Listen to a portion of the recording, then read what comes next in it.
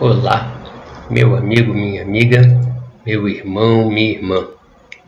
Estamos em mais um estudo do livro de Apocalipse. Estamos avançando, estamos naquela parte do capítulo 14, na qual falamos que, por ele conter muita informação, ele seria dividido em 3 vídeos.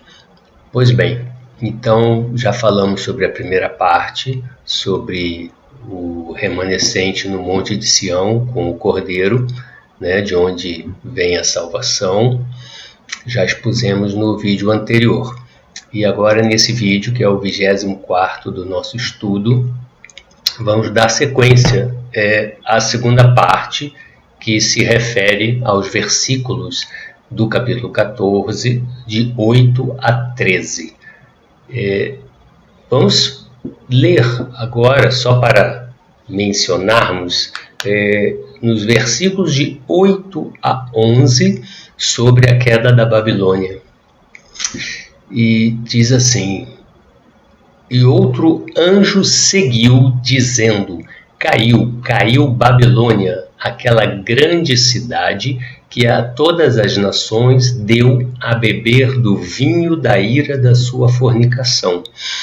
E seguiu-os o terceiro anjo, dizendo com grande voz: Se alguém adorar a besta e a sua imagem, e receber o sinal na sua testa ou na sua mão, também este beberá do vinho da ira de Deus, que se deitou não misturado no cálice da sua ira, e será atormentado com fogo e enxofre diante dos santos anjos e diante do Cordeiro. E a fumaça do seu tormento sobe para todo o sempre, e não tem repouso, nem de dia nem de noite, os que adoram a besta e a sua imagem, e aquele que receber o sinal do seu nome. Então, como vemos, Apocalipse 14, de 8 a 11. Aqui é específico, né, sobre a queda da Babilônia. Especificamente, então, sobre essa Babilônia, né, a cidade da Babilônia e a sua queda, nós falaremos em vídeos específicos sobre esse assunto quando falarmos sobre os capítulos 17 e 18 do livro de Apocalipse. Fizemos questão de ler aqui só para demonstrar que ele faz parte de um dos temas, né, daquele resumo que está contido no capítulo 14, que falamos no vídeo passado. E nós vimos aqui pela leitura que ele contém, inclusive, ele fala aqui sobre outro anjo e o terceiro anjo. Então, como nós já falamos, que no texto, em alguns trechos, eles contêm a expressão dos anjos, né, até o sétimo anjo, que nós já falamos que forma mais um bloco. Muito bem, vamos dar sequência. Nós já falamos, né, no vídeo anterior sobre a plenitude dos gentios. Nós já falamos sobre o primeiro tema, né, que foi sobre o remanescente no Monte Sião, e agora sobre mais um tema do resumo, que tudo será abordado adiante, né, todos esses temas serão detalhados mais à frente. E só repetindo, como falamos, dentro do estilo literário do livro de Apocalipse, assim como o livro de Gênesis, e assim como muitas passagens em vários livros da Bíblia, em que é apresentado um resumo curto e depois, então, se entra no detalhe, como já demonstramos lá nos primeiros vídeos, né? Quando falamos sobre os elementos prévios. Isso tudo é muito importante, então, se você está chegando agora, pegando o nosso estudo pelo meio, volte e assista todos os vídeos do primeiro em diante, na sua sequência, porque eles contêm informações extremamente importantes e necessárias para a compreensão, o aprendizado e o entendimento do que está contido em Apocalipse. Você, entendendo todos esses elementos prévios, todos esses indicadores de estilo do livro, sobre os pré-requisitos, sobre as coisas que vão ser cumpridas, que faltam para serem cumpridas, e assim vai, né? O estudo das 7 igrejas e depois em diante, os blocos, né, selos, trombetas e taças, você poderá, então, ao ler posteriormente em casa, sozinho, né, no seu momento de meditação, o livro de Apocalipse, você conseguirá ir orando, né, sempre a Deus, pedindo orientação, estando em sintonia com o Pai, através dessa unção, né, que Ele concede pelo Espírito Santo, você vai ser edificado, né, você vai conseguir entender o significado e aquilo que Jesus quis dizer aos seus servos quando Ele deu a revelação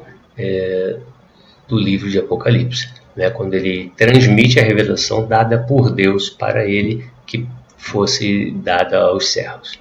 Muito bem, senhores, então vamos seguir agora para, né, um outro tema dentro desse capítulo 14. A gente percebe, né, que falaremos agora sobre uma descrição, um tema que se refere também à santificação.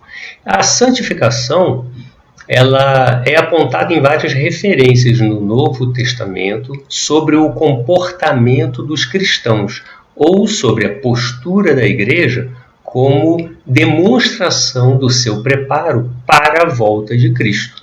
Aliás, são descrições, né, de como a igreja deve ser e como deve se comportar, e como ela deve se preparar para a volta de Cristo. O que reforça que a santificação exigida não é figurativa, mas sim um pré-requisito para fazer parte do reino de Deus. Essa santificação será exigida tanto da igreja, dos gentios, quanto também do remanescente convertido do povo de Israel.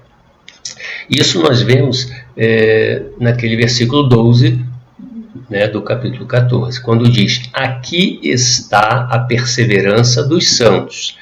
E o que é? Os que guardam os mandamentos de Deus e a fé em Jesus.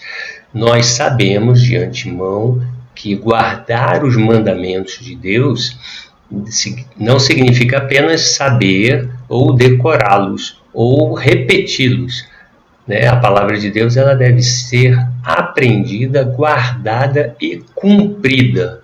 É uma necessidade, né? Essas três coisas, elas andam junto e elas estão contidas quando se fala cumprir os mandamentos, ler, aprender ou guardar, né? Se refere, os mandamentos de Deus, eles são aprendidos, devem ser guardados e devem ser cumpridos. Senão, eles não servem para afastar a ira de Deus, porque eles não demonstram a obediência da fé. Né? Muitas vezes a pessoa pode... Tem muita gente que sabe a Bíblia. Aliás, né, até o diabo citou a Bíblia para Jesus, né, citou a palavra de Deus, né, quando na tentação, os três tipos de tentação que foi feito a Jesus no deserto, após o batismo de Jesus e a descida do Espírito Santo, feitas pelo diabo, foram o diabo citando a Bíblia, né? Então, não basta saber e não basta repetir, tem que conhecer e cumprir.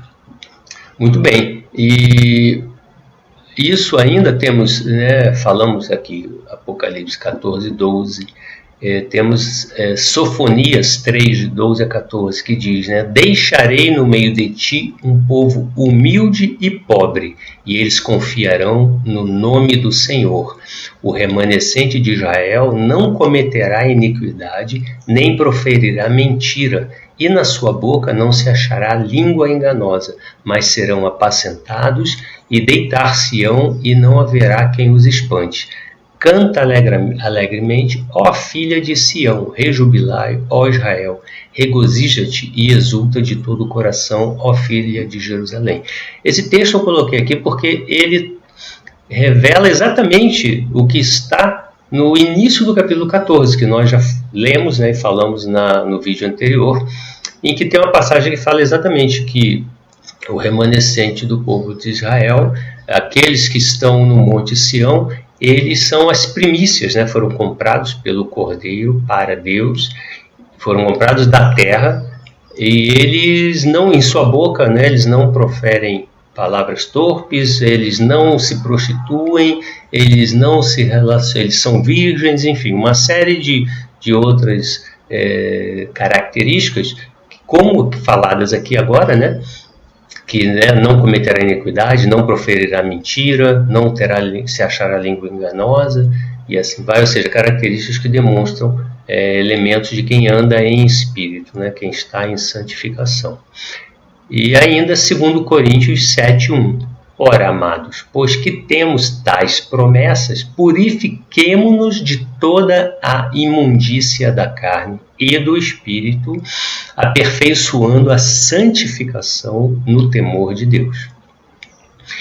Ainda Filipenses 2:14-16, né? Façam tudo sem murmurações nem discussões, para que sejam irrepreensíveis e puros, filhos de Deus inculpáveis no meio de uma geração pervertida e corrupta, na qual vocês brilham como luzeiros no mundo, preservando a palavra da vida.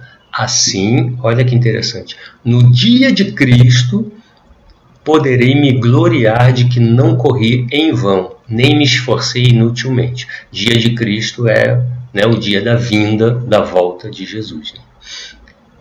Muito interessante. Então, só para nós vermos que é pertinente, né? Aliás, um dos temas, pode verificar, uma das preocupações do apóstolo Paulo em todas as suas epístolas, todas, ele sempre fala sobre a santificação e que é necessário que a igreja se apresente irrepreensível na volta de Jesus. Quando você lê as epístolas, busque esse tema, você sempre vai achar algum versículo falando, ou vários, falando sobre isso, né? Paulo sempre reforçando. E alguns estamos lendo aqui, né? Já falamos esse de Filipenses, já falamos de 2 Coríntios, e agora mais um, né? 1 Tessalonicenses 4:7. Porque não nos chamou Deus para a imundícia, mas para a santificação.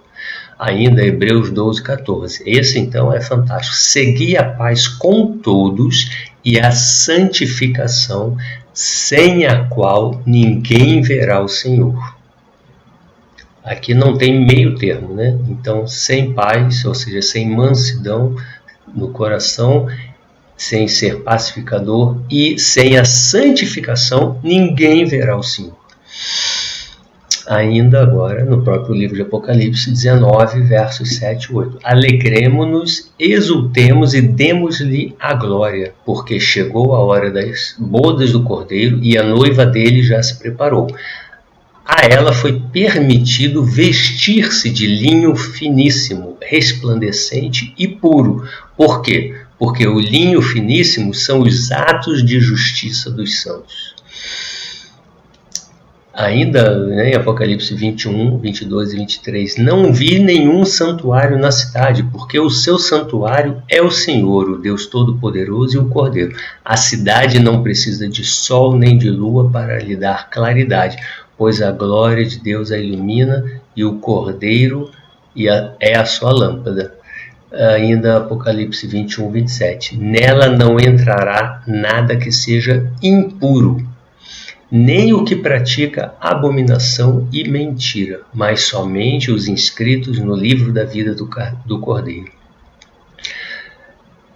E Apocalipse 22, 14 e 15. Bem-aventurados aqueles que lavam as suas vestes para que tenham direito à árvore da vida e entrem na cidade pelos portões.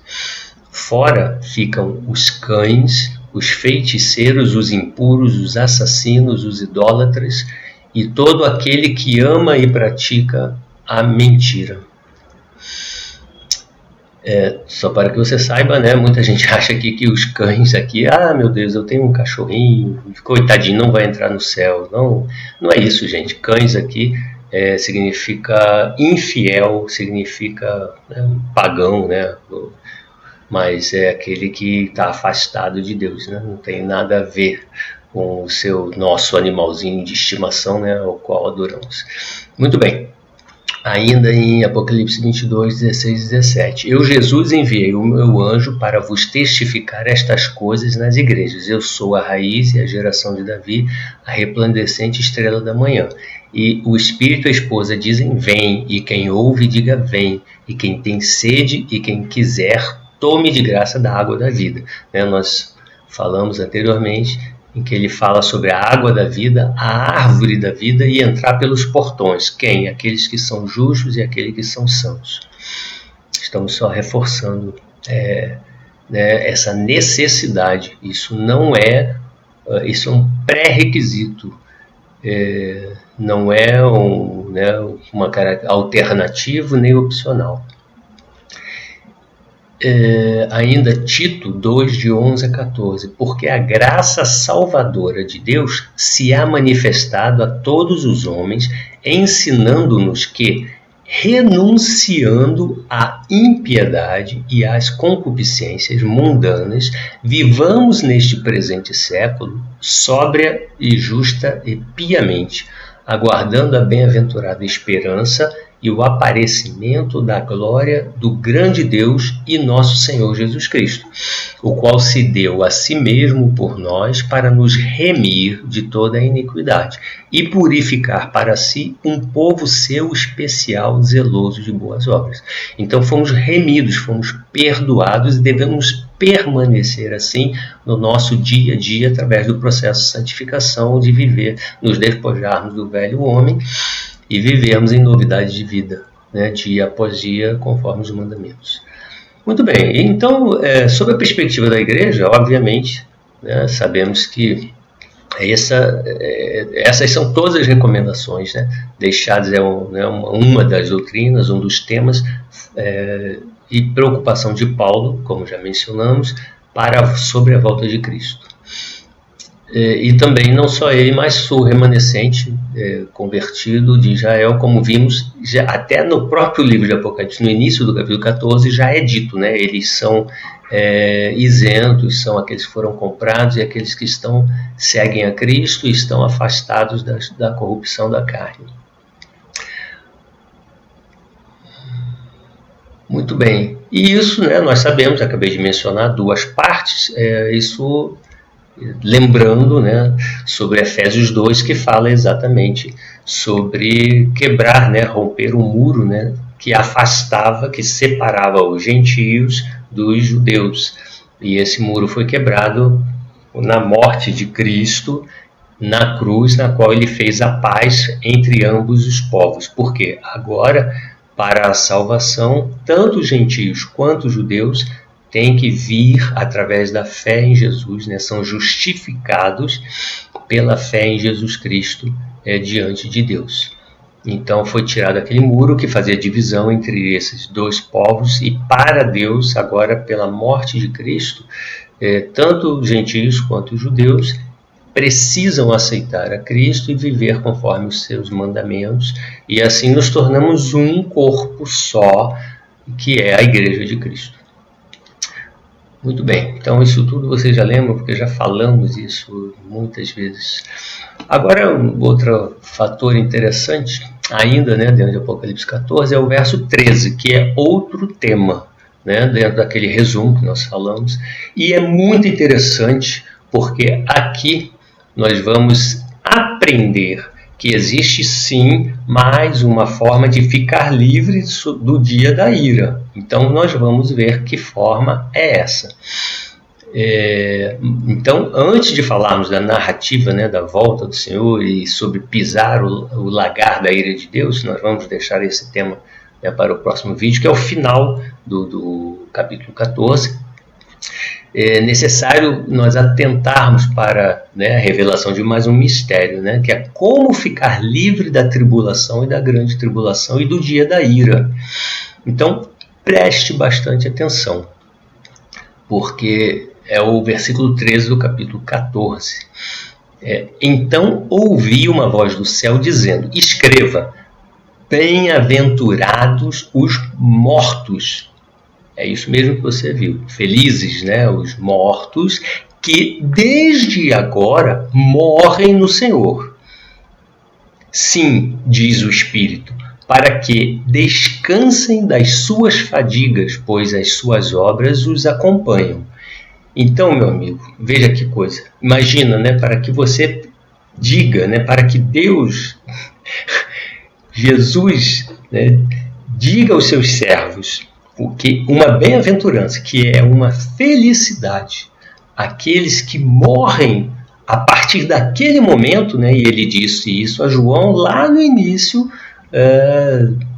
do primeiro, no final do primeiro século, ali em torno do ano 100, né, ano 95 a 100, quando ele vem, quando é feita a revelação de Apocalipse para João, lá ele diz isso: bem-aventurados os mortos que desde agora, então desde aquela época, morrem no Senhor, né?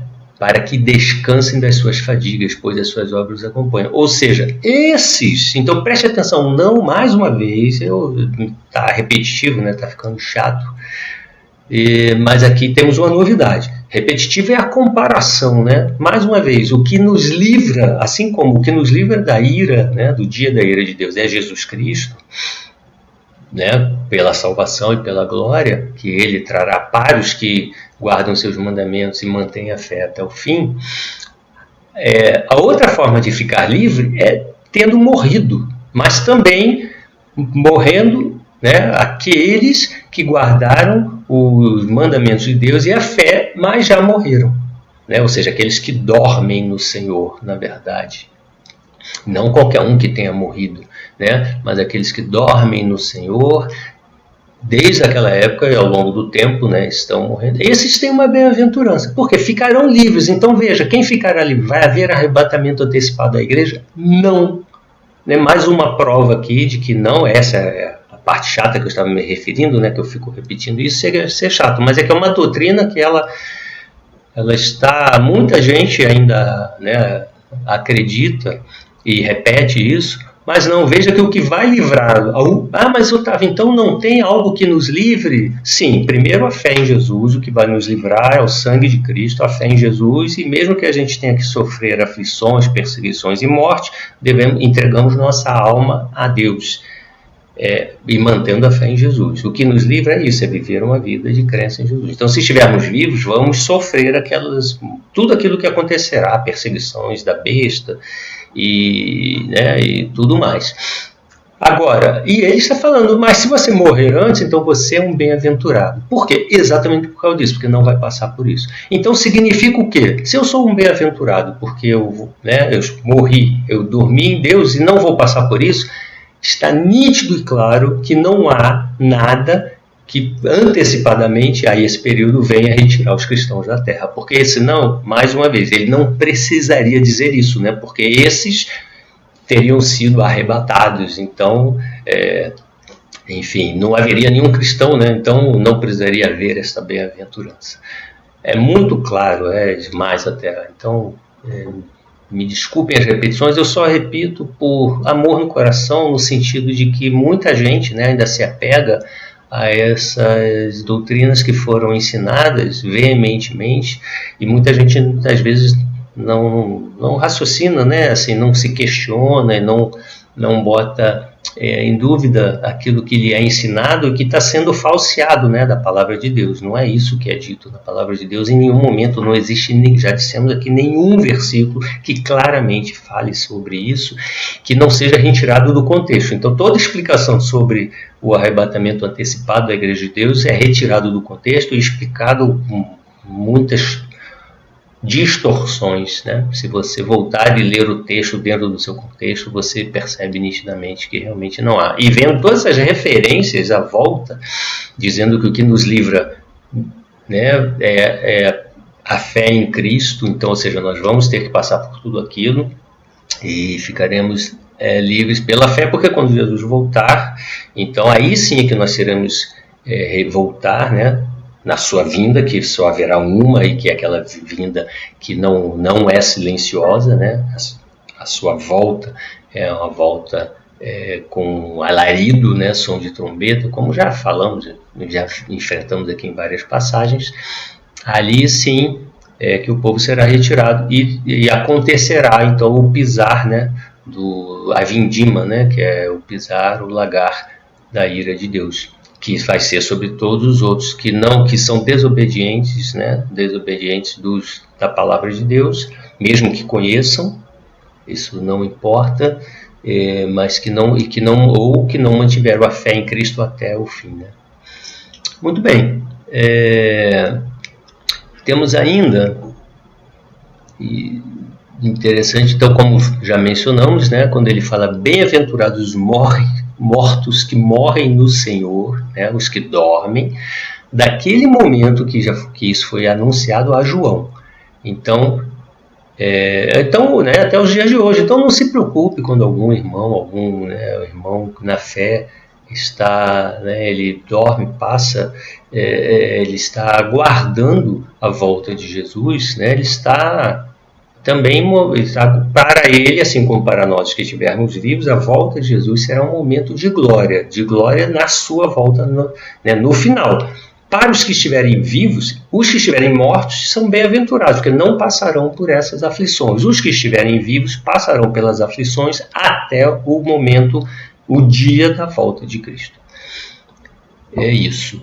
Então, por isso que aqui existe essa bem-aventurança, né? Bem-aventurados os que estão mortos. Então, o que estávamos falando é, quando algum irmão morre em Cristo, ou seja, ele dorme, é mais uma tranquilidade, ele está sendo feliz, fique tranquilo, né? A gente sabe, quando a gente ama, obviamente temos a tristeza pela saudade e pela falta da presença da pessoa, mas ficamos tranquilos em Deus e confortados em Deus, porque sabemos que aquela pessoa que tinha uma vida, né, de fé e santificação, ela está preservada para o nosso encontro, né, na volta de Jesus. Em suma, né, está profetizado em Apocalipse, né, toda essa coisa. Então, o que livra ou é a morte. Por isso dissemos lá no início, no resumo, né, nós falamos sobre a volta para o cristão que dorme, né, que está morto, e para o cristão que está vivo, né. Esse tema está aqui. Então, o cristão morto é esse versículo, né, que fala sobre isso. Muito bem. Nós aguardaremos, né? Ficamos hoje por aqui e no próximo vídeo abordaremos a parte final do capítulo 14. Deus os abençoe.